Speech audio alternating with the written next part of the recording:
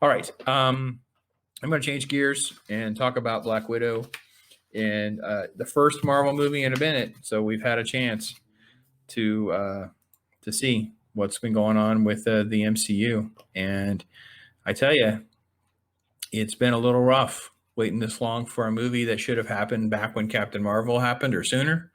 Uh, there's a gender guilt in Hollywood where they feel like all of the Me Too, Harvey Weinstein, Time's Up sexual abuse stuff that's come forth, what monsters some of these people are. And by the way, they're criminals. This isn't like just some random sexual harassment accusation. We're talking about like actual violent. They should have called the cops on these people years ago when this stuff happened. But Hollywood isn't even, at least on the surface, not really policing a lot of this anymore, but they have definitely transferred the ownership to us, the audience. We're to blame for the way that women have been treated, women not being hired, women not being cast, women not getting paid. It's somehow the audience's fault, right? Now we make new films like Birds of Prey, and we're told, well, and you may not like it. I know we're making a lot of changes. It's a girl-only film. I remember Ghostbusters, a new Ghostbusters with all the women cast, and we're like, oh, this doesn't look like Ghostbusters. Are you sure this is Ghostbusters? Is it connected to Ghostbusters? No. It's all new stuff. And if you don't like that, you're attacked. So you don't go see it, then you're the problem because it doesn't make any money. So we're in this mess, this horrible cycle. Well, Black Widow is the version of this for the MCU. A film that should have taken place back before Black Panther and all that. And they could have had a Hawkeye, Black Widow film. We could have a spy film. This Budapest thing's been set up for years, but instead we get this nonsense. We get this version of a Marvel film that is basically a JV version of Winter Soldier, in my opinion. I feel like this is middle school and the writers are so bad and the director is so bad. She has no experience that look, I understand when I say no experience, I'm being somewhat hyperbolic, but you have to understand this is the biggest of leagues. This is the NBA player getting drafted out of high school. They've done some stuff. We know what they're capable of doing, but they're not at the pinnacle and top. This is not a Joss Whedon, Jon Favreau, the Russo brothers, Ryan Coogler.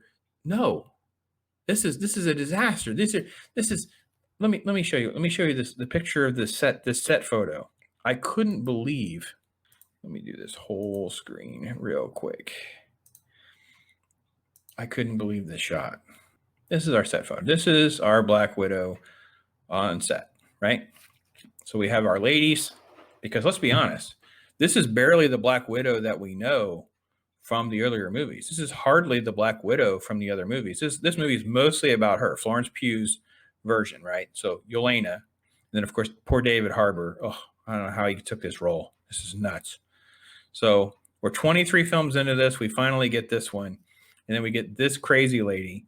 She's hired out of nowhere to do this film. And it's so, all right, so let's talk about the film for a minute. At least the film starts off with some positive. It gives you false hope is what it does, in my opinion. It seems like it's going to be the spy movie we want it to be, but it's not going to be the spy movie that we want it to be. And there's tons of plot holes after this whole Cold War scene where David Harbour is fantastic. The girls are doing it. I don't understand why Scarlett Johansson's teen girl, like she looks like a little boy. And I don't know. There's so many issues with this part of it because it's contradicted later. So you have hope when it starts. And then we fast forward to, again, Scarlet Witch is irrelevant and all this. I'm sorry. I don't know why I said all that. Black Widow is on the run because it's after Civil War. So we're flashing back in the MCU and we're supposed to be able to keep track of what's happening. She's got this really friendly arms dealer, this really friendly guy who basically gets stuff for her. I don't know why she needs all that help, but evidently she does. Maybe it's because she's on the run and S.H.I.E.L.D. has shut off all of her resources or something. Then she's sucked back into this because the sister has sent her this little package with no instructions whatsoever. The assumption, of course, is that the Avengers will come. Here's all these vials of something. and the Taskmaster shows up. The Taskmaster is a villain. Now, let me say this. Taskmaster is a really cool villain in the comic books. I was so sucked into the Avengers as a kid. Actually, it's totally in the wheelhouse of when I was collecting comic books as a kid. It was one of my favorite times, and Taskmaster was introduced. He was so cool. He was interesting. He could mimic the different heroes. He could be successful taking them down. So much promise here. Instead, it become like a character who has like a weird cosplay costume and blow stuff up. There's no dialogue. We don't really understand exactly what's going on. So just go get these vials. So you have a cat and mouse chase thing. Yelena shows up. They start fighting. She had stabbed someone to get these things, and that scene didn't make a lot of sense to me. They're on a motorcycle. All these different things are happening, and it's basically we've got to figure out this red room. These vials will free the other widows from the brainwashing of the red room. Well, where's the red room? Nobody knows where the red room is. Okay, so we're going to go and break out David Harbour's Red Guardian. Now, Red Guardian dates back a really long time to the 1960s, and his character was, I believe, a love interest of Black Widow, not this crazy knockoff version of Captain America who's also a dope. He was a very viable character, being able to hold his own against Captain America, not, I don't know, it's just a joke. Anyway, the prison scene, the prison scene. It's just such a mess. Like, no one knows what's going on. He's running around. The girls are the only one that know anything. You have the terrible, I don't know if I want to play the clip because I'm afraid it'll be taken down. There's the clip where he doesn't know why they're not talking to him, so he's making some sort of like period joke. But they're like, well, no, we don't have a uterus and stuff. It was ripped out of us. It was so cringy. And I couldn't believe someone laughed. And it was just like, this is so bad. And it is so bad. Like, I don't know what to say. I wish I could tell you, but I know it's this lady's fault. That's what I know right there, that lady. She's the reason. So Black Widow moves along. So the first part's a little bit of spy stuff that was not terrible. The family stuff at least seems like it was better made. It was filmed better, like made more sense in the way they're putting the story together. But that's when we get into our massive number of contradictions with we got the Red Guardian out, but he doesn't know where the Red Room is. But then Melina, who's the fake mom, because they're not really blood related, they're just a fake Soviet family. She knows, but then she's actually a mastermind in all this. So she's kind of to the blame, but everybody just kind of skirts over that fact, by the way. We just keep moving on with this story because we got to get to the real big bad guy who's basically just this cliche Russian guy whose daughter was the target of the Budapest hit with Black Widow, and that's allegedly the blood on her ledger from all before. It's such a letdown to something that's been set up for so long ago. I was so disappointed because I thought there was such an interesting element to the Black Widow lore that they were going for in the MCU. Instead, and then the last third of the movie is just off the chart cliche MCU blowing stuff up, Fast and Furious style insanity. Like, it makes no sense. The Red Room floats like a fortress. When they bring the thing down, pieces of it are falling. I guess in slow motion because everybody has time to jump on pieces and all of this. And I want to point out one of the biggest problems for me watching this film is that, yeah, it's a superhero movie. Got it. But Black Widow is not a super soldier. Black Widow is a human being and should be getting hurt along the way.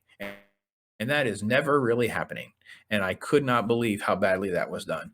It was just, I don't know. It was terrible. It was terrible, in my opinion. Anyway, then we get through a couple of the other issues, and I want to really kind of get to like the Taskmaster. So let me go back to that. So the Taskmaster, let's see here. Let's do this one here.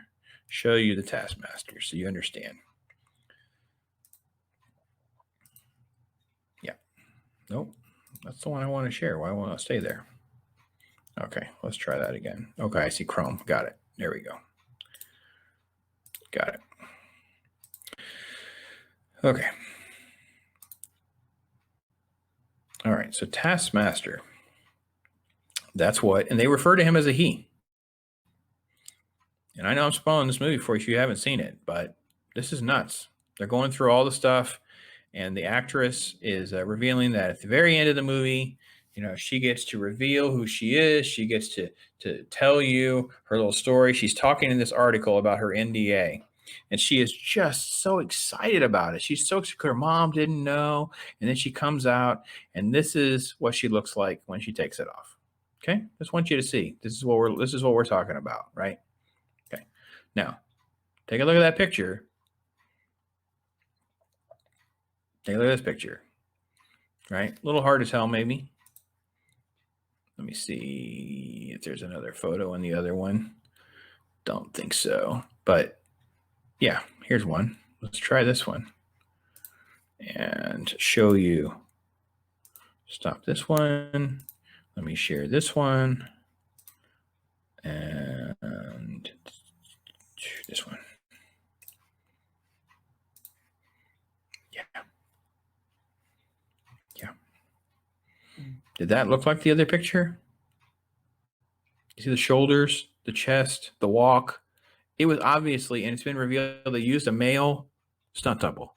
So our big feminist twist, our big female movie, are just a bunch of hypocrites where they're making this crap up as they go along, and it's just so contrived that it doesn't make sense. Like there's a comic book that they just did a few years ago where Taskmaster is a woman, but it's not something that is sort of like comic book lore, and that's something that we should be just so enthralled with and enamored. How did it get to the screen so fast? It's not even a character that's been set up. Anyway, all right, let me wrap this up because the Black Widow stuff for me, I actually almost laughed out loud. I may have laughed out loud because the Black Widow can't attack this Russian oligarch, can't attack this Red Room guy because of his pheromones.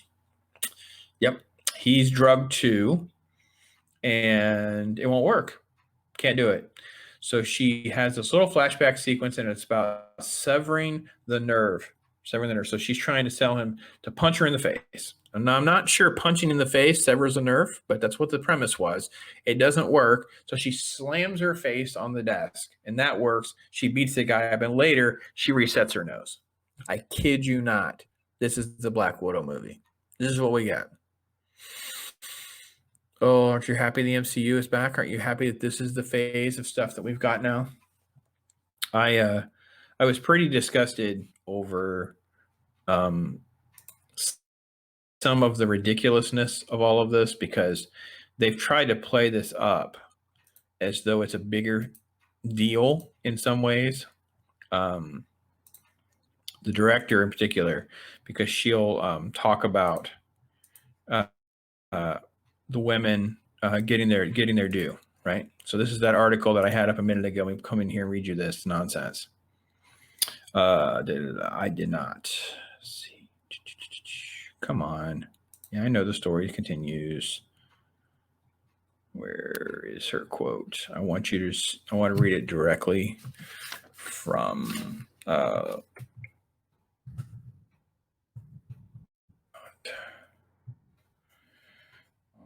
I got it in this article. No, this is for the franchise. Wrong quote.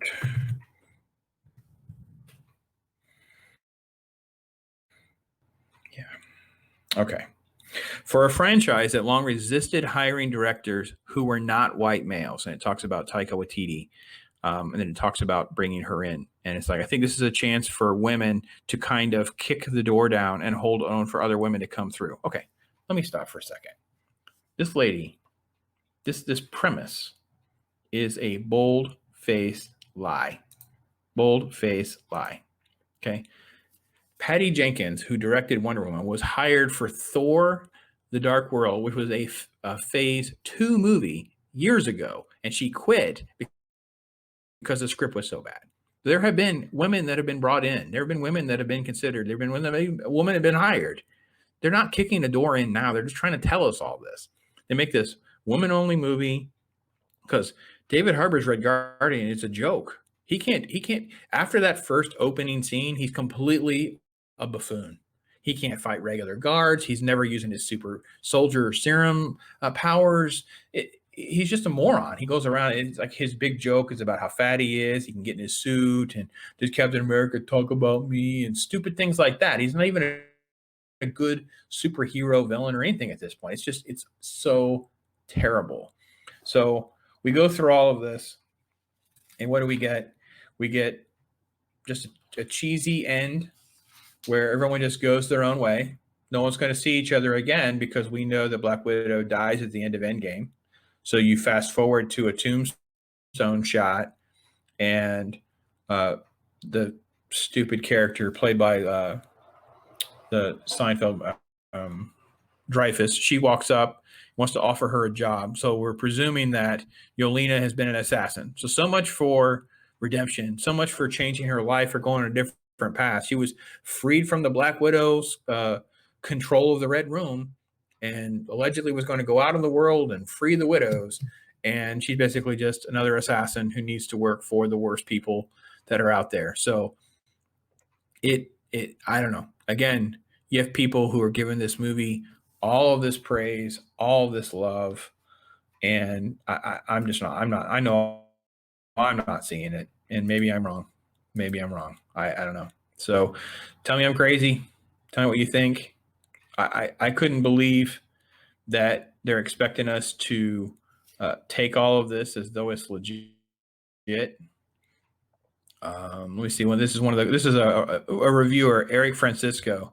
By the way, the Inverse is a terrible website. My goodness, you should be ashamed of yourself, Eric.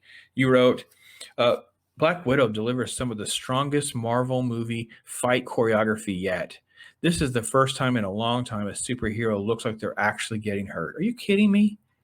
She falls over and over again. Her arms would be separated. She'd have broken bones. She's human. She's not even a super soldier. At least the Red Guardian character, we can make that connection. But the other three characters, Yelena, Melina, and Natasha, they're bouncing around like crazy. They're fighting things. They're falling from the fortress in the sky during the crash scene. No one gets hurt. Nothing ever happens. There's hardly any smudge of makeup.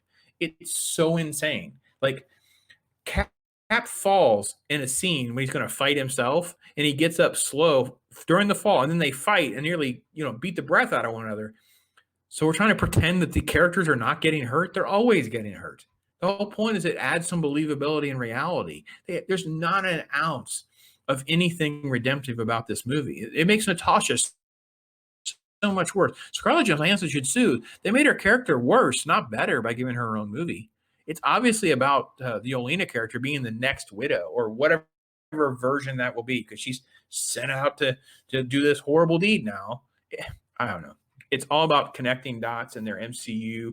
Again, they were given marching orders. I need you to do this, this, and this. And that's what you're allowed to do. Go out there and do whatever garbage you want to do. All right, whatever.